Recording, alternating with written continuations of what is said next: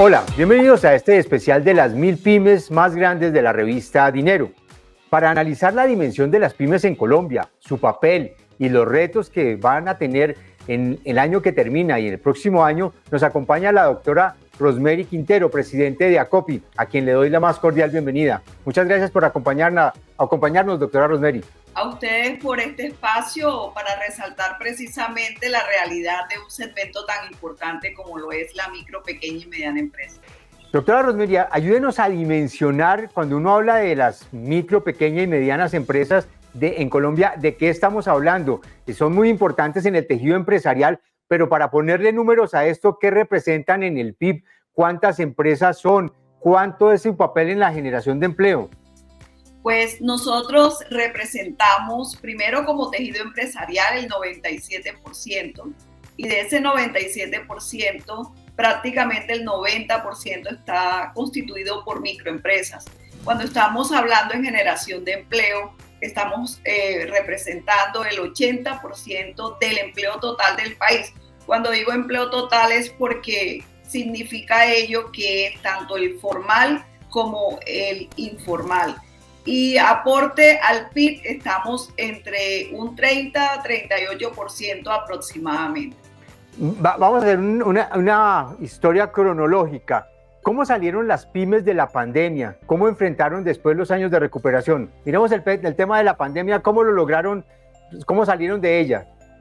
Pues la mayoría de las microempresas, pequeñas y medianas empresas, en pandemia lograron sobrevivir precisamente a muchos instrumentos que se dieron desde el gobierno nacional, y en algunos casos los gobiernos departamentales y locales también complementaron esos instrumentos. Sin embargo, debo decirlo que quedaron muy golpeadas, y el primer impacto fue precisamente en esa capacidad para poder respaldar o solicitar créditos cuando comenzó la reactivación. En reactivación también se dieron algunos instrumentos, pues, pero en menor cuantía, menos representativos, por decirlo así. La mayoría de los instrumentos se focalizaron a través del crédito, pero recuerda que esa es una de las dificultades que nuestro segmento ha tenido históricamente. Acceder al crédito, cuando nosotros manejamos la tasa para tener recursos, precisamente es mucho más alta que empresas mucho más grandes. Y por otro lado, los requisitos son tan complejos que cuando tú vives una pandemia y tomaste decisiones, y aunque suene difícil, es raro escuchar lo que voy a decir, muchas de las MIPYMES o los gerentes MIPYMES tomaron decisiones concentrados en la conservación de empleo. Eso les llevó a una situación mucho más crítica en sus estados financieros, y fue mucho más difícil poder acudir al crédito y también reconocer. Nosotros como MIPYMES somos proveedoras de empresas mucho más grandes, y algunas de esas empresas más grandes le dieron anticipo para poder reactivar sus procesos productivos adecuadamente. ¿Cómo ha sido un poco el escenario en donde te han tenido que enfrentar las pymes a este proceso de crecimiento de la economía en los últimos 2 años, 2021 y 2022, pero frente a unos escenarios también bastante complejos, una inflación alta, unas tasas de interés altas y una volatilidad muy alta del dólar también? Pues el escenario ha sido un poco complejo y ha llevado primero a que muchos empresarios, porque muchos han tenido la oportunidad de conversarlo en diferentes reuniones, en juntas, reuniones empresariales, precisamente por el alto nivel de incertidumbre y desafíos que hoy estamos enfrentando. Los empresarios están buscando nuevos mercados y nuevas estrategias. Algo que preocupa en esa búsqueda de nuevos mercados es que algunos, sobre todo en manufacturas, están pensando bajar un poco la producción manufacturera y convertirse prácticamente en importadores o complementar su producción con importaciones, porque les da mayor estabilidad. Es una forma de ser responsables para preservar la empresa. Y creo que de los indicadores fundamentales que nos preocupa grandemente es que las inversiones que normalmente venían realizando las MIPYMES y que lo hemos podido tener la información a través de la encuesta de desempeño empresarial que se realiza trimestralmente, ha bajado aproximadamente un 17% de los empresarios que sí venían invirtiendo. O sea, hoy prácticamente tenemos un 57% de los empresarios que no están haciendo inversiones, y ello, no hacer inversiones significa muchas cosas, en el sentido de que no estamos ampliando nuestros mercados, la producción va disminuyendo, no estamos, incluso en un momento dado, se dio mucho proceso de expansión, reconversión tecnológica. Entonces todos esos cambios o crecimiento sostenible que venían teniendo las empresas están siendo suspendidos precisamente por el alto nivel de incertidumbre que vive el país. Ese nivel de incertidumbre, doctora Rosemary, ¿se está viendo reflejado en qué? Es decir, o ¿por qué lo está motivando? ¿El tema de las reformas, el tema de la desaceleración? ¿Qué es lo que está llevando a que los empresarios hoy no estén invirtiendo en ese porcentaje que nos está diciendo usted? Pues yo diría que es la sumatoria de varios factores, pero me atrevo a decir que el principal de ello es cuando tú tienes o tú eres un empresario responsable de un capital, que vale la pena mencionarlo. La mayoría de los capitales del segmento que Acopi representa es precisamente un patrimonio familiar. Más del 70% de las MIPYMES colombianas son empresas de familia. O sea, quiere decir que es también el patrimonio de los hermanos, de los padres, etc.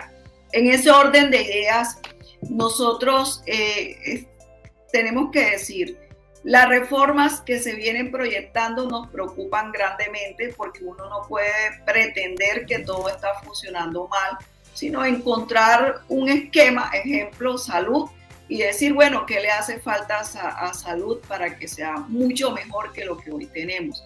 Pero no al revés. Si vamos a tener una reforma laboral, nosotros insistimos, y lo que padece la MIPYME es un alto nivel de informalidad, tanto empresarial como laboral. Entonces, esa reforma debe tener instrumentos precisos para superar el problema y para generar empleo, porque es que no podemos hablar de una reforma laboral que no pretenda generar empleo, y así sucesivamente. Pero sumado a eso, lo más crítico creo que son los mensajes. Unos mensajes que, y lo debo decir así, encontramos que se está convocando a un gran acuerdo nacional, pero resulta que para el sector empresarial o cualquier persona, incluso inversión extranjera, poder llegar y definir, voy a invertir en Colombia, tiene que tener unas reglas de juego claras, tienes que estar escuchando a los líderes del gobierno con la coherencia necesaria. Ejemplo, y lo debemos aclarar, el tema de las energías renovables. Sí es cierto que nosotros necesitamos caminar hacia diversificar mucho más. Eso no quiere decir que Colombia no lo viene haciendo, Colombia lo viene haciendo. Sin embargo, acceder a mucha tecnología, la solar, para la MIPYME no es un tema muy fácil. Si lo llevamos al campo como se pretende, tampoco va a ser fácil. Entonces, ¿qué instrumentos vamos a tener y cómo lo hacemos gradualmente? Y lo que estamos haciendo antes, por el contrario, es decir, ya no va más esto, ya no va más esto, pero ¿cuáles son las alternativas? Y lo que estamos haciendo es alejar posibles inversiones, que eso redunda o ahonda mucho más los indicadores económicos que cualquier país necesita tenerlos sanos e ir recuperándolo gradualmente. ¿Cómo están viendo un poco el escenario del impacto de las reformas sobre lo que podría pasar en el Congreso? Y empecemos un poco por la laboral. ¿Qué es lo que más le preocupa a usted del tema de la reforma laboral y su impacto en las MIPYMES?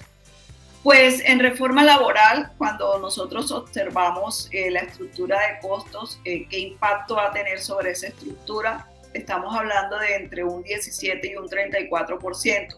¿Por qué lo decimos? Nosotros hicimos un estudio con la ANIF hace ya varios años, y a menor tamaño de empresa, cuando tú sumas los costos salariales y no salariales, resulta que nuestro segmento tiene un peso mucho más grande en generación de empleo formal.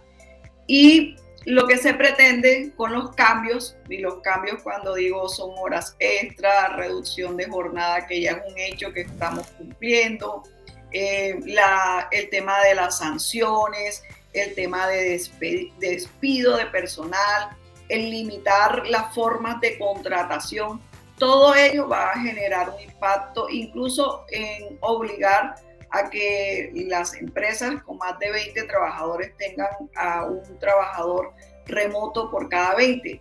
Esos son temas que van sumándose a la estructura de costos y que de una u otra manera tú esa estructura de costos la tienes que soportar. Alguna forma de soportarlo es incrementando precio, pero es que incrementando precio, cuando tú incrementas significativamente, el mismo mercado te saca. Entonces, la otra es asumiéndolo y disminuyendo las utilidades que ya de por sí están afectadas. Y cuando eso se da, necesariamente el empleador tiene que tomar decisiones. Y muchas de esas decisiones están concentradas en cómo reduzco yo la fuerza laboral, cómo incluso la sustituyo con asimilación de mayor tecnología, que es una de las tareas y compromisos o desafíos que tenemos como segmento MIPYME en Colombia.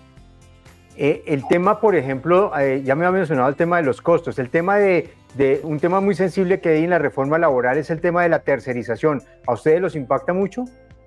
Claro, porque en tema de tercerización, nosotros, como lo mencioné anteriormente, nosotros nos relacionamos mucho con las grandes empresas, somos parte de esa tercerización, ¿verdad? Y eso nos va a impactar, pero no solamente eso, cuando vemos también el derecho colectivo, llevar a que las empresas MIPYMES también tengan representantes en la forma de ese sistema que se está concibiendo en ese proyecto de reforma laboral, que van a ser sindicatos por sectores. Ahí va a estar involucrada las MIPYMES. Entonces, cualquier negociación nos correspondería en algún momento dado a cumplirlo como empresario MIPYME. ¿Y qué capacidad económica vamos a tener? Solamente por mencionar una diferencia grande. Cuando nosotros hablamos de salario mínimo, el salario mínimo legal que se negocia cada año de la mano con el Ministerio de Trabajo, pero muchas grandes empresas, el salario base de un operario viene siendo 2 salarios mínimos, por decir algo. Ya ahí hay una gran diferencia bastante sustancial. Entonces, ¿cómo asimilar esas negociaciones que puedan darse en las grandes empresas donde existen sindicatos e incluso en el sector público? Porque es que aquí, cuando nosotros miramos la estructura sindical, representan a la mayoría de empresas del Estado, no al sector empresarial privado y menos a las MIPYMES. Nosotros no tenemos esa situación. Y lo otro que también tenemos que pensar, esta reforma debe invitar a tener una normatividad mucho más moderna, y cuando digo moderna incluye al sector sindical. En muchos países los sindicatos son más propositivos, construyen mucho más o apoyan al crecimiento de la empresa, porque en la medida que mejoren las condiciones para el accionista y los diferentes grupos de interés, ellos también van a tener mucho más beneficios. La otra reforma, doctora Rosemary, es la reforma tributaria. Y la reforma tributaria pues se aprobó el año pasado, pero hay algunos efectos que empiezan a aplicarse a partir de este año, particularmente el tema de ultraprocesados, alimentos ultraprocesados y bebidas azucaradas, que le pegan a unos segmentos, por ejemplo, como las tiendas y los comercios, que podrían caber en el tema de las MIPYMES. ¿Cómo los puede impactar en materia de tributos a estos segmentos de la cadena de las MIPYMES? Es que en la medida que se grave cualquier producto o servicio, eso inmediatamente disminuye en algo el consumo, ¿verdad? Y consumo, estamos hablando precisamente de las ventas diarias, por decir, las tiendas, las bebidas azucaradas. ¿Cuántas tiendas tenemos en el país? Y eso es un círculo, una cadena que se devuelve al productor, y entonces todos nos vamos a ver afectados. Hay un tema que cuando estamos hablando de reforma laboral, fiscal, debo mencionarlo. Nosotros hoy como MIPYMES no estamos recibiendo beneficios fiscales, pero sí vale la pena porque ahorita termina el año y comenzamos a mirar una nueva reforma para el 2024. Entonces, ¿qué le pasa a nuestro segmento? La normatividad fiscal y casi toda clase de normatividad para las MIPYMES, que tenemos una estructura más vulnerable y que somos la mayoría, siempre nos tasan con la misma regla, con la misma medida, y eso no está bien. Nosotros llevamos prácticamente 3 reformas solicitando una tarifa de renta diferencial y no ha sido posible. Tenemos un simple, pero el hecho generador del simple son los ingresos totales y no las utilidades. Entonces, a pesar de que permite algunas deducciones, eso no alcanza cuando la empresa no tiene un volumen significativo de trabajadores, que allí sí compensa. Pero nosotros también tenemos muchas MIPYMES que pueden estar concentradas en una tecnología muy desarrollada y solamente necesita 3, 4 trabajadores. A esa empresa no le sirve el simple como tal para aprovechar el beneficio. Entonces vale la pena que en una posible reforma fiscal miremos cómo para el segmento que nosotros representamos sea de una manera mucho más sencilla y diferencial. Por un lado, pensando en mayor formalidad, que es uno de los grandes problemas que tiene el país, y por otro lado, considerando también que la MIPYME necesita apoyo para lograr una sostenibilidad real. ¿Cómo encajan las MIPYMES dentro de la estrategia del gobierno que ha anunciado alrededor de su estrategia de economía popular?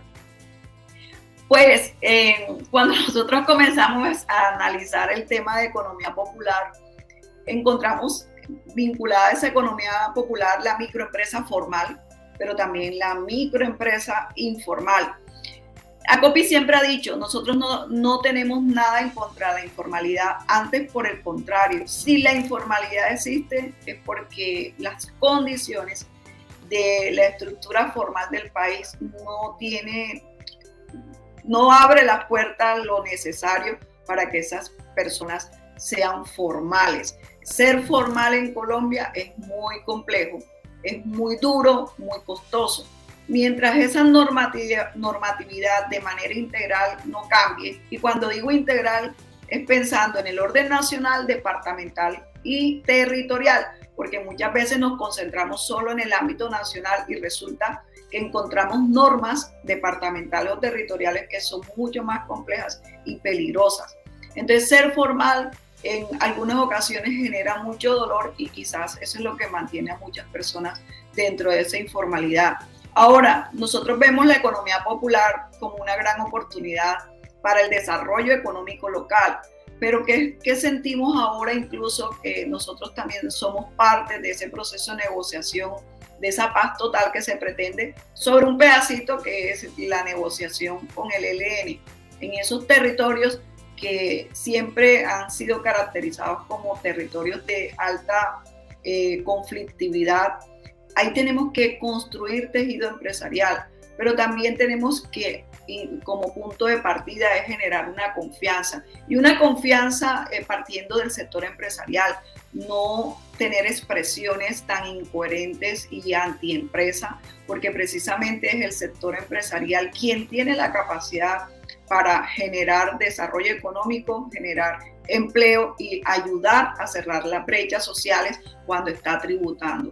En esos territorios también nos vamos a tener que mover, también se van a tener que construir grandes empresas, micros, pequeñas y medianas empresas. Entonces el mensaje prácticamente es que independientemente de cualquier reforma, nosotros no debemos ahondar sobre odios o crear una percepción equivocada. Hay que reconocerlo. Si hay grupos en los que la mayoría de los colombianos confía es en el sector empresarial. Entonces, ¿cómo me muevo yo como líder de un país, como ministerios, como gobernadores, como alcalde, ahora que estamos próximos a elecciones, a respetar a un sector empresarial, a reconocer las capacidades que tiene un sector empresarial y antes, por el contrario, a facilitar la tarea del sector empresarial para podernos expandir mucho más en los diferentes territorios? ¿Le preocupa el tema de seguridad en el país? Total, total. Hay ciudades, adicional a lo que acabo de decir, de alta conflictividad de grupos armados. Yo creo que el microtráfico, los atracos, la obstrucción, bloqueos permanentes en las vías, que este año vamos por más de 500 bloqueos y que generan un impacto, realmente tienen preocupada a la comunidad en general, muchos muertos, muchas personas heridas permanentemente. Y eso va al ciudadano de a pie, al ciudadano que se mueve en carro, al empresario, al que no es empresario, nos está afectando a todos. Y recordemos que la seguridad ciudadana, la seguridad en los territorios es parte de los elementos positivos que ve un empresario o un inversionista para ubicarse en determinado lugar. Para finalizar, doctora Rosemary, ¿cómo están haciendo las pymes para adecuarse y actualizarse en materia tecnológica? Estábamos hablando hace unos años y unos meses de la cuarta revolución industrial y ahora estamos hablando de la inteligencia artificial, de ChatGPT y de toda esta evolución que cada vez es más rápida. ¿Cómo están haciendo las pymes para estar en esa cresta de la ola? Pues yo creo que cuando nos vimos en el borde del abismo que fue la pandemia nos tocó. Antes no teníamos presupuestos para el tema tecnológico y desde pandemia ya los presupuestos para invertir en tecnología existen, se están asimilando, pero también reconocer que hoy existen también muchos instrumentos, muchos desarrollos que son totalmente gratuitos y que la MIPYME tiene que asimilarlo. Y se está aprendiendo a que la asimilación de tecnología primero tiene que ser con personas expertas en el tema y se tiene que ver como una inversión transversal y estratégica, porque la gente o muchos empresarios vivían equivocados que pensar que tecnología solamente era comprar un software, un equipo y aquí tiene esta área determinada de la empresa. No, esta es una decisión muy integral que forma parte de ese direccionamiento estratégico por una razón.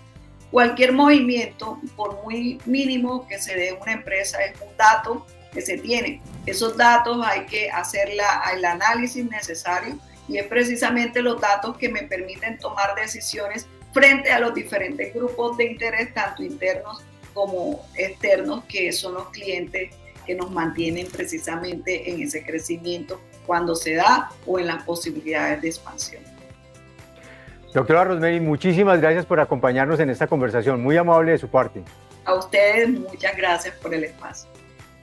A ustedes mil gracias por estar con nosotros. Los invitamos a que nos sigan en nuestras plataformas y en semana.com. Nos encontramos en una próxima oportunidad.